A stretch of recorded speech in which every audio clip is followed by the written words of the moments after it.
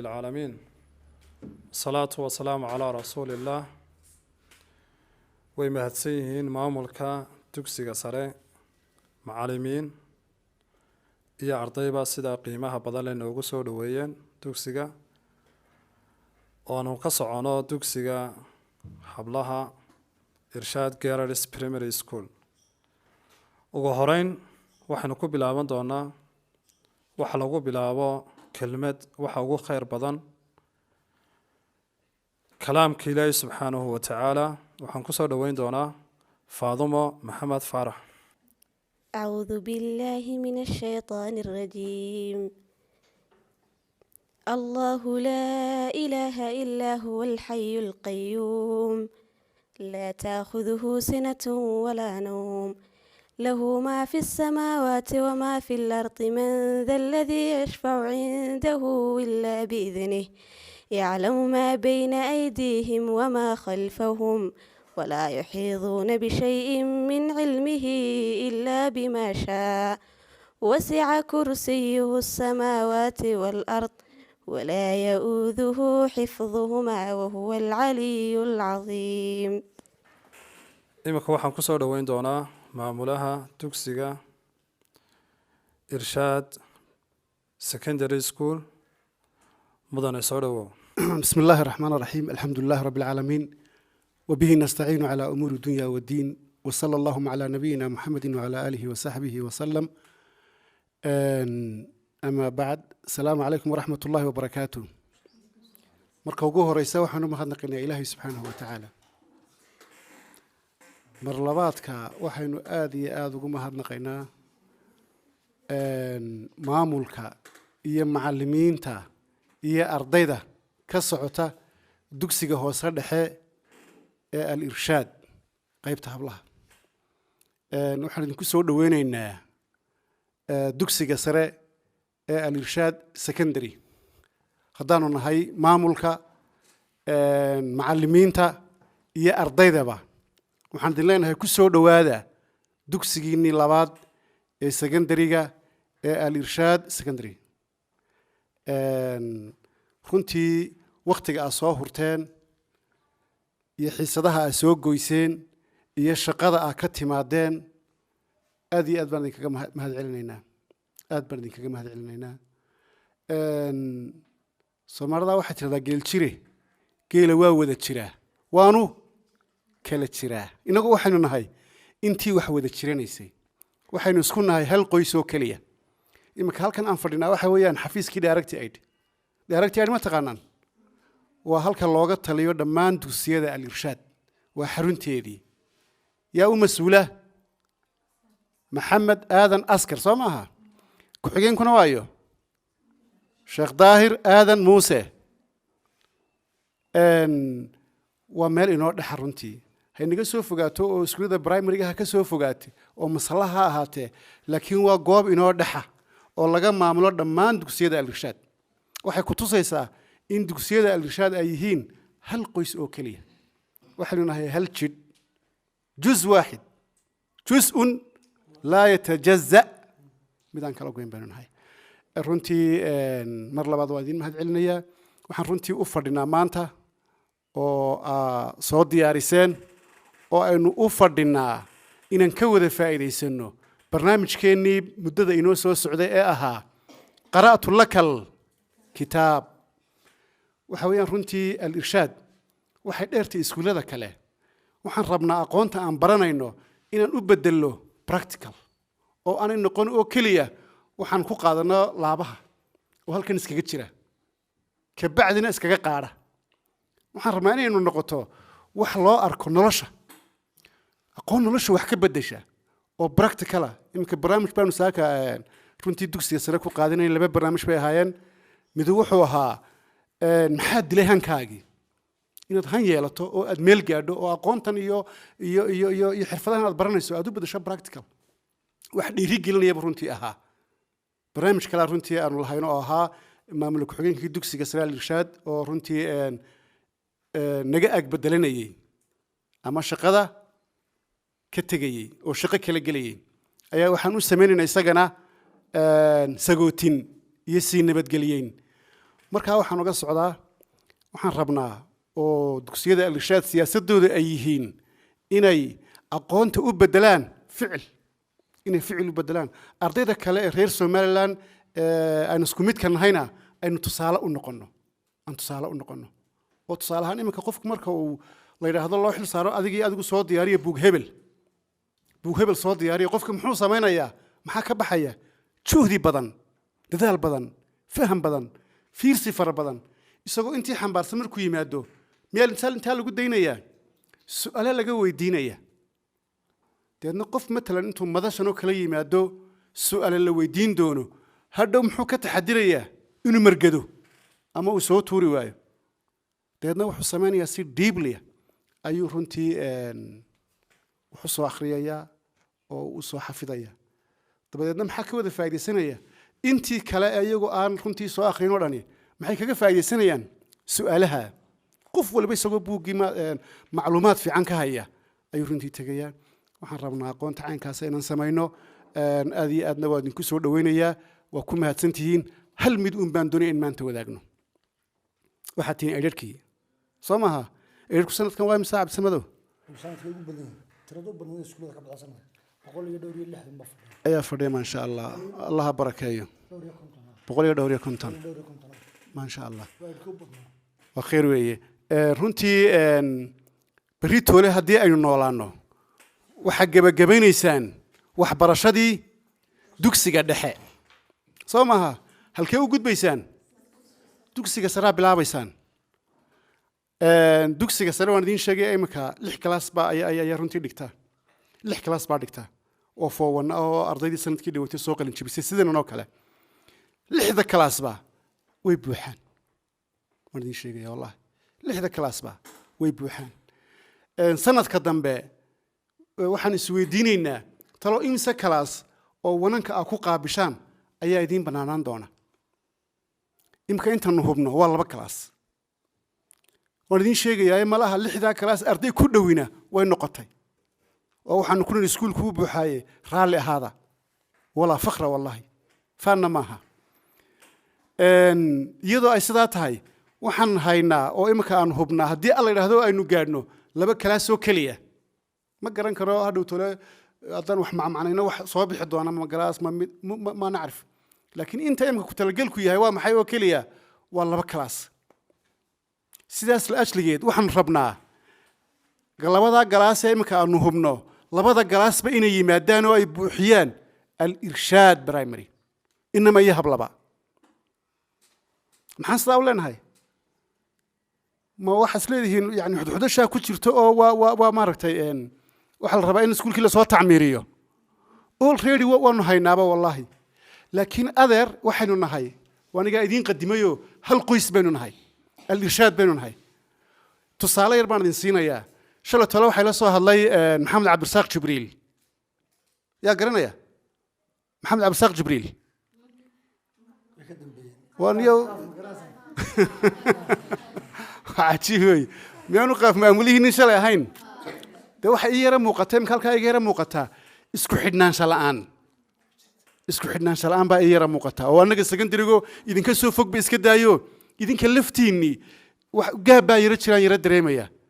qaaf baa u taqaanaan malahaye haddaan qaaf odhan lahaa baa garan laydeen alxamdulilah inan qaaf idhahdoon bay ahayd anna waxaan is lahaa macnaha maaragtay maamulahoodii si fiican wakti badan idinka qaadan maayo uu ila soo hadlo wuxuu igu yidhi maamula waxaan rabnaa arday dugsiga dhigan jiray inamada oo aydhkii baxaya laakiin iskuul kala tegey baa wuxuu u soo xiisooday iskuulkii al-irshaad secondary meel ma u haysaa deniyo ninka aad wadada adigu ka ergeynayso wuxuun baan u baarbaari doonaaye laakiin iiga warran baan ku yidhi ardaygaasi waa arday nooceeya akhlaaqdiisu waa sidee aqoontiisuse waa sidee labadaba ardaygaasi aad buu u fiican yahay buu yidhi weliba waan kuu sii sheegayaa buu yidhi qaabkiisa waa arday buuran buu yidhi oo maaragtay nin xooga weeyaan ya aduu inaanan kursi ka badsan baa laga yaabaa wuxuu ii yiri tacriifinayay muuqaalkiisa deedna saaka xafladdaasaan lahayn xafiiskaan soo galay 2 waalid baa la socday iyo isagii oo fadhiya markaasna waxaan kuu wadnaa arday cusub markaasaan ma ninkana oo waxaan sii hayay muuqaalkiisa la sii sheegay adeer maxaan uga socdaa taa waxaan uga socdaa ardayga irshaad dhiganaya waa arday aanu khalfiyaadkiisa oo dhan garanayno backgroundkiisa taariikhdiisa oo dhan akhlaaqdiisa waalidkiisa aqoontiisa nidaamkiisa wixiisa oo dhan arday aan ku hawshanayna maaha ardayga aan garan weyna waxaan soo weydiinaya waa nin ardayga caynkaasi muxuu ahaa cabdisamado ama cabdirasaaq oo ardayga noocaasi niyo waa arday caynkeeyaba waa markuu halkaa joogay markaaba waxaa laga dhiibaya taariikhdiisa oo kooban waxaynu nahay hal qoys oo keliya waxaan rabnaa haddii ilaahay ogolaado ardayda kale inaan iska joojinno oo ardayda aanu isgaranayno ee aanu isku qoyska nahay ee alirshaada inay iskuulkooda yimaadaan diyaar ma u tihiin wallaahi waan idiin sheegaya wallaahi soo magac weyn maaha isma lihi iskuulka arday la'aan baa ku dhacaysa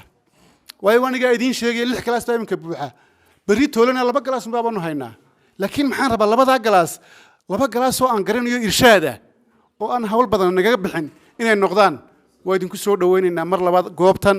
mar saddexaadka waxaan idinku soo dhawaynaynaa marka qalin jabisaan ee guulaysataan insha allahu tacaala waa guulaysan doontaane halkaan idinku soo dhawaynaynaa dugsiga sare ee al-irshaadaad iyo aad baa umahadsantihiin idinka iyo maamulkiina iyo macallimiintiinuba asalaamu calaykum waraxmat ullaahi wabarakaatu وعليكم السلام ورحمة الله وبركاته يا إيش هيك كرا معمولها مجلس وصدح ومجلس هنا يا إيش هيك مجلس وهرية عبد الرحيم حسين حاجينا إيه رعيا اوكي حسين حاجينا ما انت قيبة عبد الرحيم حسين حاجي ادبو ما تسوي معمولهم كنت والله برندونا ان شاء الله نكن نوال معلم نمعان معنا نمعان وقرنا سماها ما شاء الله الله يبارك إن شاء الله تعالى ما صنتاي إذنك هي مامولكينا أرضيدا ما نكيدو بان سرقنا في ليها سما هذه بان إذنك ما نقيا ما توحنا ذيكوي من دون إذن ما نقو وندين سود ويو وندينكم ما نقو صدا في عن السؤال عشان إذنك هي مامولكينو به أيان إذنكوي من إن شاء الله تعالى وندين سود وينا مر لبعض يا مر صدحات با واحد لنا هي سود وهذا وأنا جو مع النمعان وذكرنا سانا صفي عني وذكرنا ما نكيدو تسرقني مع النمعان محمد باليرات جيوغرافي هيستوري عن كذا سكولك هذه بان دي سود وينيا إذنك هي مامولكينا بقى هي معلنكينا وما سنتين السلام عليكم ورحمة الله وبركاته بعد ما سنتها هي نمعان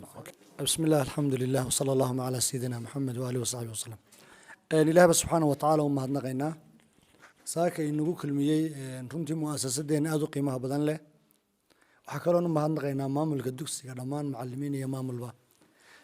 كلمة دي ويري إيش مامله إنه وكلمة أذو قيمة بدن رنتي أهيدنا إنك مش إنه هالك وإرشاد سامر دو حكوا مع ماذا جيل وشري هدو كتقول جيل كلا دونتو محو ترن صدا هرتا هشام مقعد بترن صدا ويعني وكل رنتي جيل يسوي وجري هدو كتقول وجيل كلا دونتو وحو بير صدا هشام مقعد ببير صدا إنك جوري إنه لبعض وإرشاد ويان لما ماشي دونا إنه كنا مادنو وحنو مالينا يا أرض ده ماشي إمك فرددا أنت يا ماشي فرددا نساق عدناي runtii dhammaantay anaga horta irshaad xagga hore aanu kana inta iyadii inta dambaba leena waxaan ogahay waalidiinta ka dambeysaba aan ogahay runtii aanu kulay oday weyn baan ahay arday dugsiga ku jirona waalidkiisa aqoonin ma jiro arday dugsiga fadhiya oo waalidkiisa iminka haddii aan halka ka bilaaboon tiri aan idhaahdo mid walba aboon wada garanaya dadka meesha fadhiyo dhan waalidiintooda nin weyn baan ahay taadi waa da'da igu sintay waxaan leeyahay dugsigeenu inaga waa irshaad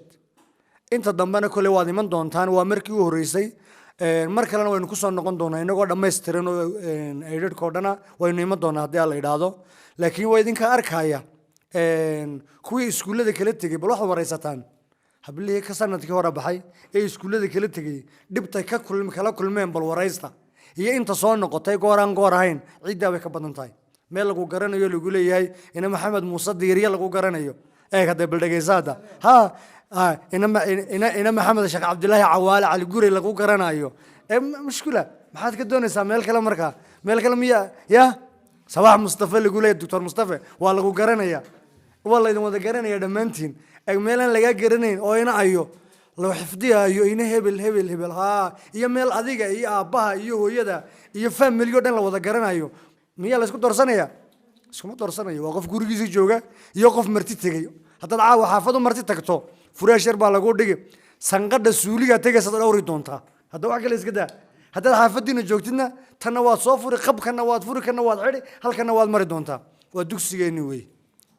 qoladeenna xagga galbeedka aada u fogaa rabse ka sokaysa ina jirta iyo kolley qoliya xagga shaka imanaya ma foga idinka dugsigu inagama foga inagana maqlaysaan intaa insha allahu tacaala waxaan leeyahay sanadka dambe imsa idin bannaan baa tidhi laba galaas hablaha iyagaba ma dhamme hablaha iyagaba ma dhamme labada galaase laba kale meelaha nooga sii doondoona haddii alla yidhaahdo intaa baan kolley aan yar tacaliiqin lahaa annaga waxaadna sugtaanba kolley waa qaybta hablaha ayaadna sugi doontaan haddii alla yidhahdo soo saa ma idhaahdo marada hayga ridina aqoonta marka la eego waa xagga hore waayo yacni tayada waxbarasho ee taala dugsiyadeenna ayaad ka arkaysaa aad iyo aad baad u mahadsantihiin jazaakum allahu khayran asalaamu calaykum horta waxaan soo dhoweyn doonaa hodan si iyaduna ugu soo dhaweysa ardaydii barnaamijkiina waday soo koobana waqtiga insha allah الحمد لله الذي علم بالقلم علم الإنسان ما لم يعلم الصلاة والسلام على نبينا الأمية الذي بعث الله ليخرج الناس من ظلمات إلى النور أما بعد لليه بربارتيو دلالك أقوني دلكتي دحليسيو دايه دلكيغو مركو هوري سلان دبا سلان دورسون ومضان السلام عليكم ورحمة الله وبركاته سلام كدبو برنامج كتحنها مدير كسو سعودي الإرشاد سكندري سكول اسمانتنا سو قاري الإرشاد جيراليس waxaanu ka soconaa al-irshaad garalis anigoo halkan uga mahadnaqeeya macallimiintana la socota sidoo kale waxaana la socda maamulka ku-xigeenkayga dugsiga al-irshaad garalis sidoo kale waxaana la socda macalinkaygii macalin cabdirasaaq daa'uud iga macalin qiso halkan waxaan uga mahadnaqayaa howlwadeenada dugsiga al-irshaad oo runtii barnaamij qiimo badan uu yahay sidoo kale waxaan u mahadnaqayaa ardayda sharafta la isku soo dabariday barnaamijkan waxaan sidoo kale aada uga mahadnaqayaa laba macalin oo ah howlwadeenada kamid ah barnaamijkan macalin cabdidaayin iyo macalin cabdifataax anigoo weliba maamulayaasha uma hadnaqaya haddana si gaara waxaan uga mahadnaqaya maamulaha dugsiga ee mudane sayid sheekh ibraahim runtii waa maamulo karti badan waa maamulo ixtiraam badan waa maamulo had iyo jeeraale hariya habeen usra taagan si usoo saari lahaa ubaxtaya leh ilaahay ka abaalmariyaan ku leenahay maamula sayid sheekh ibraahim iminkana waxaan iska bilaaban doonaa barnaamijkeena anagoo weliba gruubka koowaad ah kitaabkan qisadan soo bandhigi doonaana ay tahay qisadii nebi muuse calayhi salaam waxaan kusoo dhoweyn doonaa faadumo cabdilaahi sheekh kusoo dhowo faadumo بسم الله الحمد لله والصلاة والسلام على أشرف الأنبياء والمرسلين سيدنا محمد وعلى آله وصحبه ومن تبعه بإحسان إلى يوم الدين أما بعد السلام عليكم ورحمة الله وبركاته أنا مقعي فاطمة عبد الله الشيخ وقصد الدوسي هو صريح الإرشاد كرهان في السنة السديدات maanta halka waxaan idinka jeedinayaa barnaamijkii qara'tu laka kitaab oo ahayd waxaan ku soo akhriyay buugan maanta idin soo akhriyay magaciisa waxaa la yiraahdaa qisasul qur'aan qiso ayaan ka soo dhex saartay oo ah qisada nabiyullaahi muuse calayhi salaam nabiyullaahi muuse calayhi salaam waxa uu ahaa nabiyada kuwa ugu fadliga badan leh ilaahay subxaanahu wa tacaala in badan ayaa qur-aankiisa ku xusay qoomkii loo soo diray waxay ahaayeen qoomu bani israa'iil kitaabkii loo soo dhiibayna towraad buu ahaa أفترسين أهان وحويان هو موسى بن عمران بن قاهث بن عارس بن لاوي بن يعقوب بن إسحاق بن إبراهيم عليهم السلام وحان الله قمع دري كليم الله وكيله سبحانه وتعالى قرآن كسكوري قال يا موسى إني استفدتك على الناس برسالتي وبكلامي فخذ ما آتيتك وكن من الشاكرين نبي الله موسى عليه السلام وحول الشيء سندي كن شن بقرية لحي لبعضنكي سنداس واحد شري أدون إلهي كجالوبي ومجلس اللورن شري فرعون وحنا وشيء شري إله نمو سحر الله أيا وحي وشيء إن ويل يركض على دون قوم كيسا بقر مديسة كسهر شيء صندونا وحنا وأمري ويل كست أردشة إلا دلو نبي الله موسى عليه السلام وأردشة لكن الله سبحانه وتعالى يا أسوى وحيودي هو يدي النبي موسى ومجعذها يخابنت وحنا كود هذه الله سبحانه وتعالى ووحينا إلى أم موسى أن ارضعيه فإذا خفت عليه فألقيه في اليم ولا تخافي ولا تحزني إن رادوه إليك وجاعلوه من المرسلين إلهي سبحانه وتعالى وحقوب الانقاضي إنه أسرع لنا نبي الله موسى عليه السلام ونكرد دون الرسوشة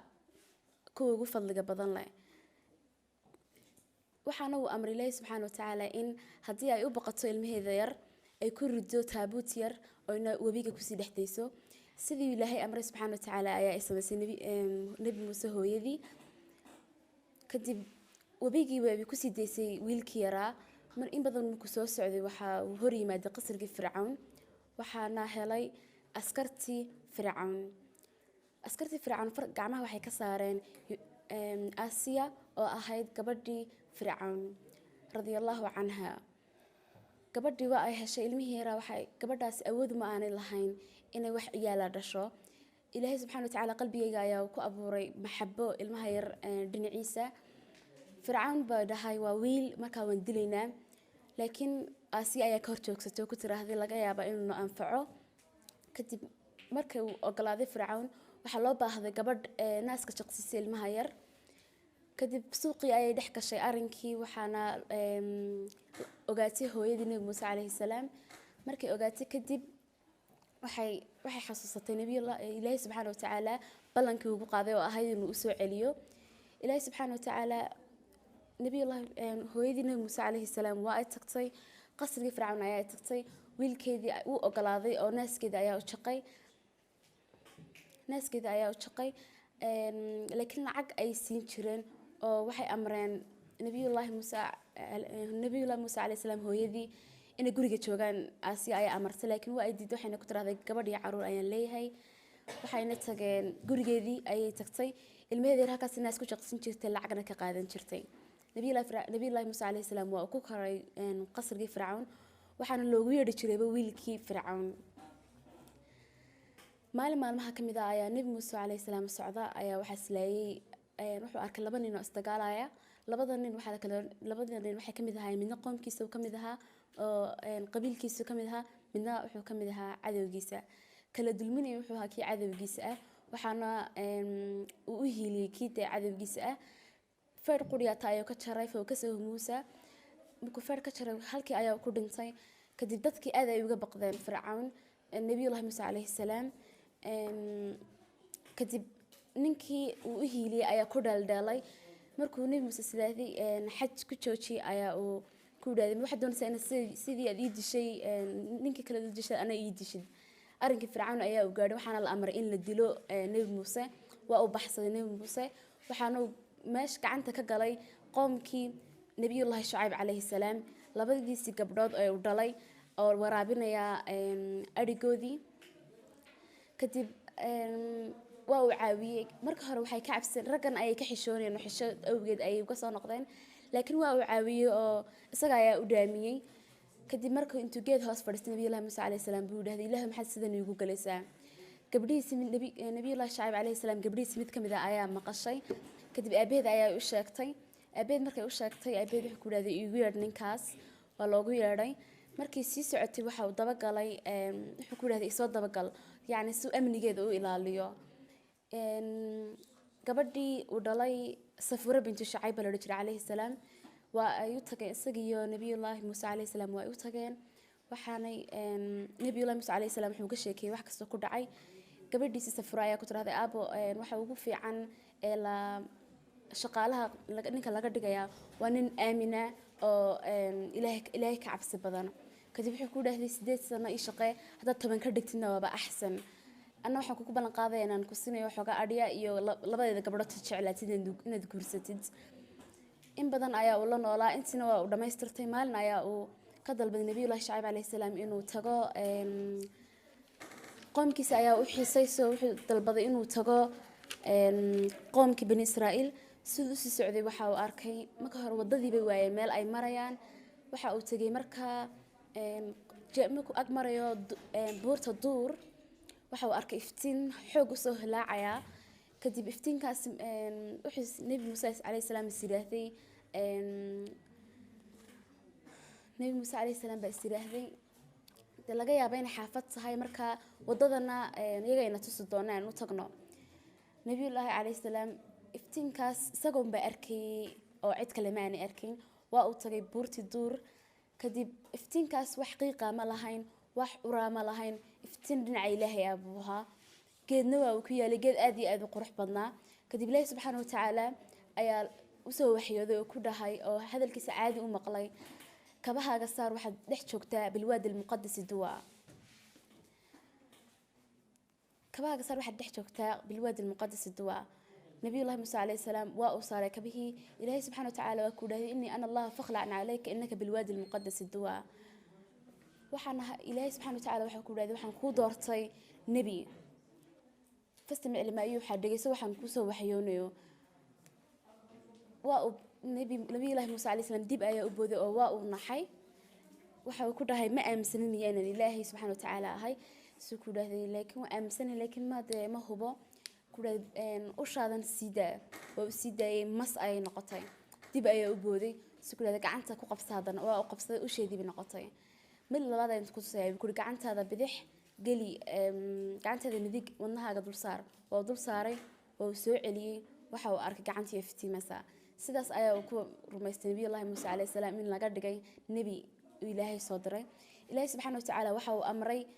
nabi ilaahi muuse calayhi salaam inuu tago qowm bani israa'iil una kasoo badbaadiyo adoonkii ka gaaloobay ee ahaa fircawn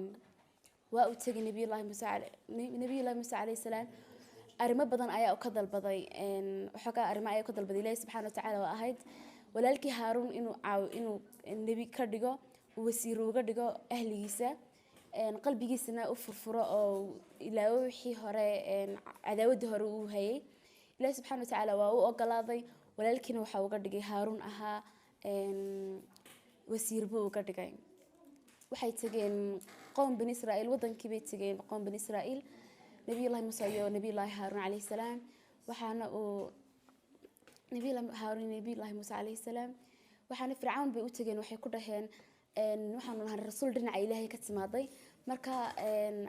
qowm bani israa'iil gacanta naga saar ilaahay subxaana watacaala ay kusoo hadeynayay sukrada ilaahay waxaad ka sheeganaysaa anaaba ilaahay fircawn ayaa dhahay kadib wadankii wuxuu ku dhahday weliba aad qof waliba doonaysaa inaad imankana la tiraadid anaa rasuula nabiyullaahi muuse calayhi salaam marka hore waa uu ka baqanayay laakiin ilaahay subxaana watacaala ku dhahday aniga ayaa ku arkaya oona ku maqlaya anaa kula socday waxba ka cabsanayna orad nabiyullaahi muuse calayhi salaam dadka badankoodii waa ay raaceen oo naxariistiisii ayaa ay arkeen way raaceen kadib laakiin fircawn marka uu dhibaato galo ama wax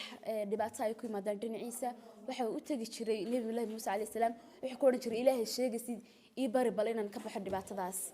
waa uu bari jiray ilaahay nabiyullaahi muuse calayhi salaam ilaahayna waa uu ka aqbali jiray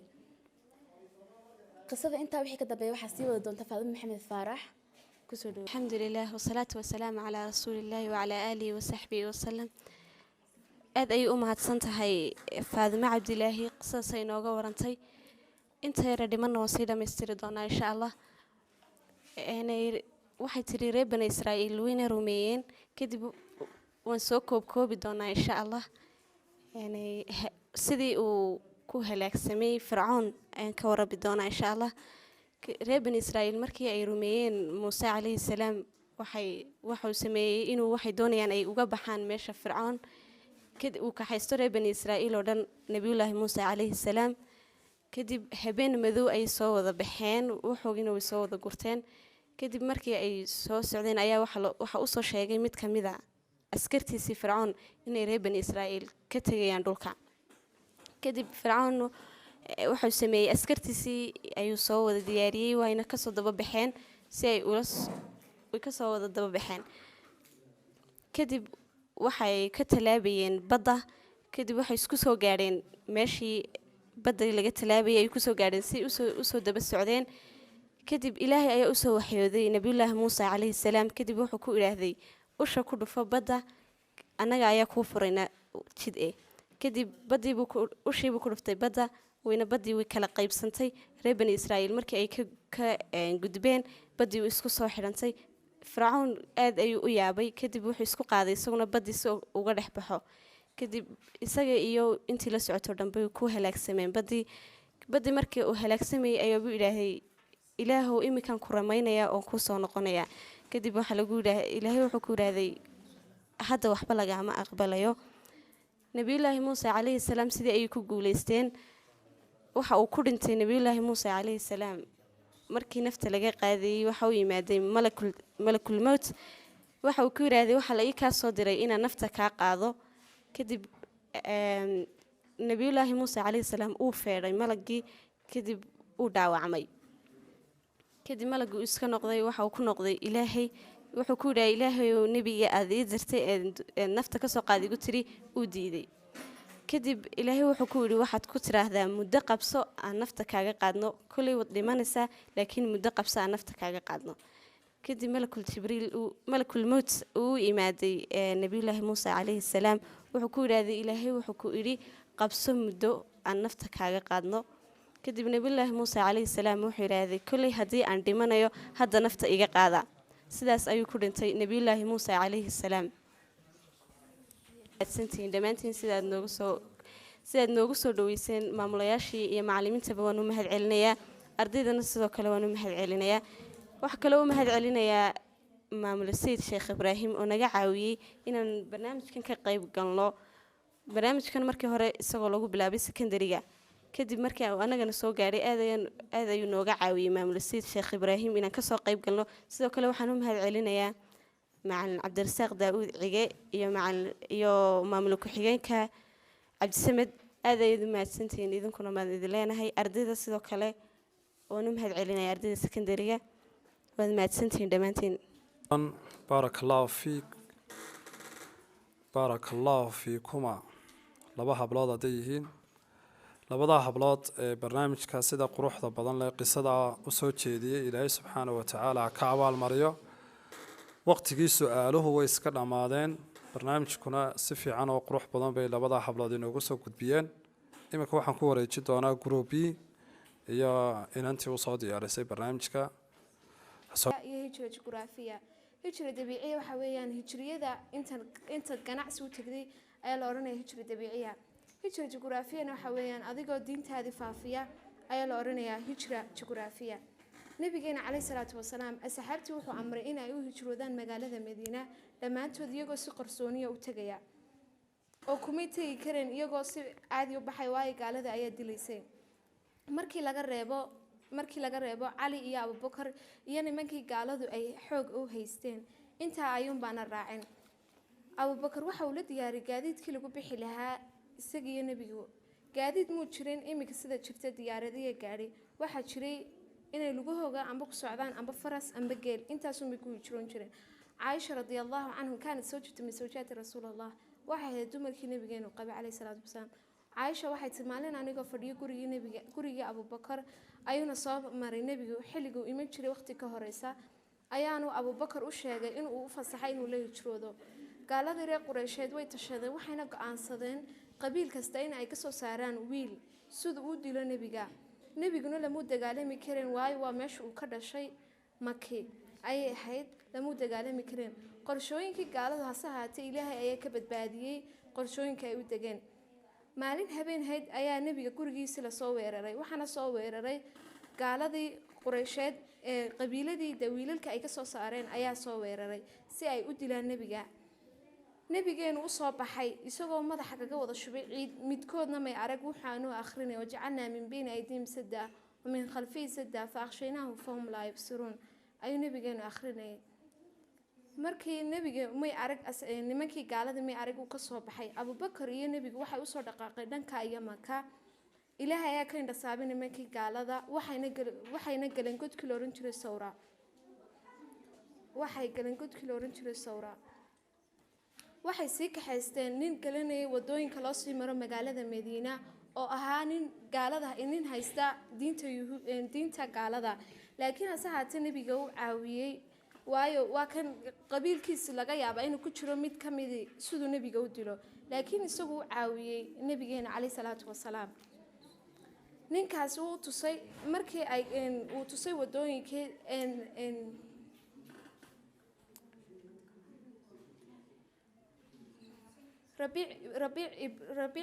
rabiic ibnu fuhayra waxa uu soo kaxeeyey arigii abubakar siduu uga baabi'iyo raadkii sidayna usoo raacin gaalada raadkii abubakar iyo nebiga calayhi salaatu wasalaam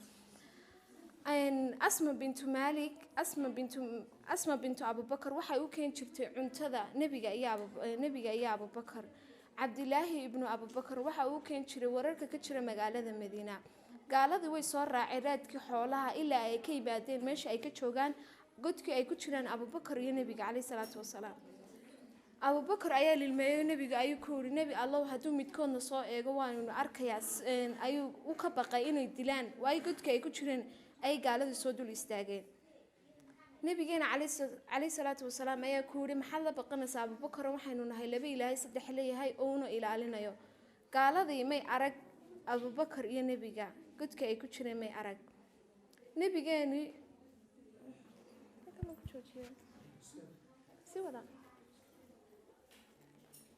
nebigu siday haataba dhibaato walba soo gaadhay wuxuu gaadhay magaaladii madiina qofkii ugu horeeyay arkaa wuxuu ahaa nin yahuudiya waxaanu ku qayliyey maxamed uu yimid ansaartii way soo dhaweeyeen nebiga calayhi salaatu wasalaam si fiican ay u soo dhaweeyeen wayna ay salaameen waxayna ku dejiyeen daartii qura oo u dhowowga ka baxsanayd madiina maalintaa waxay ahayd maalin isliina 8 rabiicul awal hijriyadii koobaad bay ahayd muslimiintii way farxeen waxay ku faraxsanaayeen inay nebiga arkeen laakiin badankoodu may garaneen oo waxay ku khaldayeen abubakar oo ciro lahaa ay ku khaldayeen markay cadeedii kululaatay ayuu abubakar nebiga saaray maro markaas ay garteen inuu qofkan jiifa nebigii yahay nebigeena calayhi salaatu wasalaam masaajid ayuu ka dhisay magaaladii qura daartii uu kusoo degay nebiga waxay ahayd daartiina ayuub ilaahay raaliha ka noqday dadkii maka joogi jiray waxaa la odhan jiray ansaar baa la odhan jiray dadkii maka kasoo hijroodayna waxaa la odhan jiray almuhaajiriin nebigeena waxa uu la walaalo noqday muhaajiriin iyo ansaar asalaamu calaykum waraxmat ullaahi wabarakaatu waxaan samayn doonaa imika sacdiye aad bay u mahadsan tahay barnaamijka si fiican bay usoo talkhiisisay waxaan imika yar samayn doonaa 4 su-aalood 2 iyo 2 labada barnaamijka kala socda oo aynu ku gabagabayn doona barnaamijka insha allahu tacaala aad iyo aad bay intaas u mahadsan tahay sida fiican noogu soo jeedisay su-aalahan weydiinaya ta koowaad waxa weeyaan markay asxaabta ka baxeen magaalada maka ayaa ka haray walaashoodii way mahadsan tahay su-aal fiican bay weydiisay su-aasha jawaabteeda haddaan isku dayo waxaa ka haray cali iyo abubakar iyo nimankii gaalada ay intii ay xooga ku haysatay intaasunbaa ka hadhay su-aashaan sacdiye weydiina waxay tahay mise cishay ku jireen godka aashaar weydana haddaan isku dayo waxaa weeye 3 cisho ayay ku jireen godkii habeenuu soo jeedaa markaad rabto imika imtixaanka wanka gasho haddaad ka seexato ma suurtagal ba waa inaad dadaashaa mar kale maxay dhahaan carabtu man raama alculaa min gayri kaddin sayudrikuha idaa shaaba alghuraab qofka doono sarrayn bilaa dhibaato waxa uu gaadhaa bay dhahaan marka la arko tuka balcad yacni tuka balcadi ma jiro yacni waxa weeye qofku bilaa dhibaato horumar ma gaadhi karo qodobka saddexaad in raacinaya waxa weeyaan ee horumarka ka qayb qaata waxa weeye waa cibaadada haddaad ilaahay ku xidhan tahayna waad guulaysan haddaanad ilaahay ku xidhnayna waad guuldarraysan qodobka ugu horreeya waa maxay waa salaadda salaaddu waa shayga isku xidha addoonka iyo ilaahay yacni markaa qofku haddaanu salaada tukan ilaahay isma yaqaanaan macnaheedu weeyaan iminka labadeennu aan is aqoonin intaad ii timaaddo mad waxay weydiisan kartaa ilaahayna haddii aas aqoonin ma baryi kartid ma rajayn kartid waxba kama sugi kartid waxaad rabtaa mustaqbal fiican soo maaha waxaad rabtaa meel fiican aad gaadho waxaad jeceshay in magacaaga iyo muuqaaga iyo sumcaddaada iyo sharaftaadu ay kor noqoto soo maaha waad ilaahay ku xidhnaataa waayo taariku salaadku khayr male rasuulku wuxuu leeyahay marka uu dhinto taariku salaadku lam yugsal la maydhi maayo walam yukafan la kanfi maayo walam yusallaa calayh laguma tukanayo walam yudfan calaa qubuuri lmuslimiin qubuuraha muslimiintana lagu aasi maayo qofku markuu dhinto maxay samaynaa waa la maydhaa waa la kanfaa waa lagu tukadaa xabaalaha muslimiinta lagu aasaa rasuulku wuxuu uhi intaa midna xaq uma laha qofka taariku salaadka marka rasuulku wuxuu tilmaamay qowraca ay qowracaan yuhuudda iyo nasaaradu waa la cunayaa laakiin qowraca uu qowraco ninka taariku salaadkii la cuni maayo marka waxaad tihiin arday yar yar oo barbaara oo soo koraysa oo raba inay mustaqbal fiican gaadhaan mustaqbalkaa fiican waxaa ku gaadhaysaan inaa alle subxaanahu watacaala aa raali gelisaan allah subxana wa tacala muxuu leeyay waman yudic illaha warasuulahu faqad faaza fawzan cadiima nihaayat lqowl waa intaa qofka ilaahay rasuulkiisa raali geliyaa ayuunbaa guulaysanaya guusha weyn mala socotaa markaa saddexdaa qodob waa meel baa ku qoranaysaan akhlaaqdiinu inay wanaagsanaato aqoontiinu inay fiicnaato oo dadaashaan diinta iyo cibaadada inay ku dadaashaan saddexdaa haddaa isla heshaan cid walba way ku soo dhaweynaysaa cid walba way ku ixtiraamaysaa cid walba way ku tixgelinaysaa qodobka saddexaad waxaa weeyaan ama afraad in raacinayaa kule xiisad baan gelayahay waa birul waalidiin inaad waalidka baari u noqoto innaga maanta inta badan waxaa dhacda inanta iyadoo joogta ayay hooyadeed shaqaysaa waa calaamadaha lagu garto waalid inkaarnimada waalid inkaarnimaduna waa waxyaabaha sababa in ardayga fahamkuu ka xumaado haddaad rabto in fahamkaagu wanaagsanaado maadooyinka aad dhiganayso aad ku wada fiicnaato adigoo guriga jooga hooyada ayay shaqayni waxaa laga yaabaa saaka adigoo hurda in hooyo intay kacday ay quraacdii kuu samayso adii lagu soo toosiyey waxay adigu intaad kacdo oo aad shaqayso oo aad dubto oo aad reerka u diyaargarayso quraacda inaad hooyo soo kicisa bay ahayd halka hooyo intay ka kacday adii lagu soo toosiyey wala socotaa waalidkana waa inaa aad u xaq dhowrtaan waa inaa iska ilaalisaan waa inaa xaqa uu leeyahay garataan rasuulku sal allahu alay wasalam wuxuu leeyahay aljannatu taxta aqdaami lummahaat jannadin raacdeenna waxay taallaa gomadaha hooyooyinka hadday ku dirto hadal xun ha maqashiinin hooye waxa waan qabanayaa hooye haye subaxii markaad soo baxayso madaxa ka soo dhunko ka soo ducayso baari u noqo haddii kale adduunka hadafkaad leedahay ma gaadhi kartid hooye kuma habaari karto kuuma quurayso laakiin haddii niyadeeda ay ku aragto wax xun oo qalbigeedu uu diidan yahay adiga noloshaada dhaawac bay ku tahay noloshaada dhaawac bay ku tahay innakana maanta hooyooyinkaa jaarayda inoo wada ah waxaa laga yaaba inantii inay ama t v fadhido ama inay halkaa facebook ku isticmaalayso islaantii wax masaxayso wax maydhayso wax karinayso hablaheedii waaweynaa ee qaangaadhka ahaana inay hawlo kale ku jiraan baa laga yaabaa markastoo hooye aad nasiso oo aad berber istaagto waajib ku saarnaabaad ayaad idin fulinaysaa inahaasan insha allahu tacala ad ku soo gebagabeynayaa aad iyo aad baa u mahadsan tihiin asalaamu calaykum